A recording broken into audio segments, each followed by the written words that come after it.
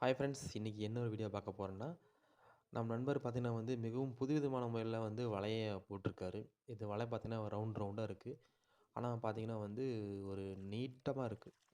ஒரு உருளை மாதிரி வலை ரெடி பண்ணியிருக்காரு. அதை அப்படியே போட்டார்.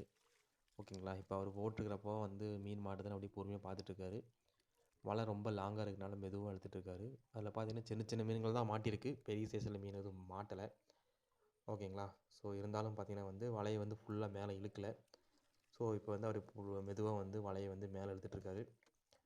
கொஞ்சம் கொஞ்சமாக மேலே இழுத்துட்ருக்காரு. இந்த வலை பார்த்தீங்கன்னா ரொம்ப டிஃப்ரெண்ட்டாக தான் இருக்குது. ஓகேங்களா?